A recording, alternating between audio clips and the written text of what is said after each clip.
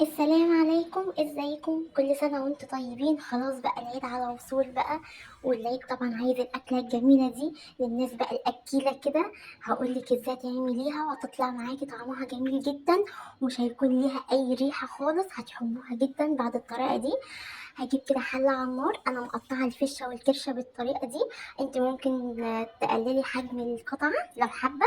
هجيب كده الحلة على النار، هضيف فيها المية كده هتغلي، هنزل بقى بيها كده بالطريقة دي لغاية كده ما اللون بتاعها يتغير معايا بالشكل ده. مش هتقعد كتير في المية، لمدة بس دقيقة بس، مش أكتر من كده. هرفعها بقى كده في مصفى لغاية كده ما تتصفى معايا، وهروح أغسلها معاكم. عبارة عن مية وأربع معالق من الدقيق وملح وليمون. هسيبها كده في المية دي لمدة نص ساعة، وبعد كده بقى هشطفها وهحطها في مصفى، وهضيف كده عليها عصير ليمون، عبارة برضو عن ليمونتين كده كبار. هخليها كده في الليمون لمدة ربع ساعة، وهشطفها شطفة خفيفة خالص. وبعد كده بقى هجيب حلة على النار، هضيف بقى معلقة من السمنة، عليهم معلقتين كبار من التوم المفروم. هدي كده التومة تشويحة، وبعد كده بقى هنزل بقى بالكرشة والفشة.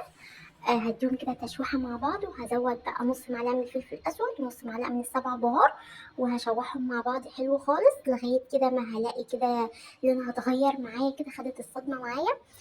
والريحة كده ظهرت بتاعت التوم، ريحة جميلة جدا. بالشكل دوا. في الوقت ده بقى هضيف بقى عندي الطماطم دي أنا كنت مفرزاها عندي. هضيف كده كيسين. تمام. لغاية بقى ما الطماطم ما تفك معايا كده. هزود بقى عندي كده معلقة من السكر، ومعلقة من الفلفل الأسود، ومعلقة من السبع بهار، مش أكتر من كده. وممكن كمان نزود ربع معلقة من الكمون لو حابين. هوطي عليها بقى كده لغاية ما تستوي معايا. وكده أنا في المرحلة دي لقيتها كده خلاص، فاضلها 10 دقايق بالظبط وهرفعها من على النار. هزود بقى الملح. ودي بعد 10 دقايق شكلها جميل جدا، طعمها تحفة، مفيش أي ريحة. جربوا الطريقة دي وهتحبوها خالص، واكتبوا لي رأيكم في الكومنتات.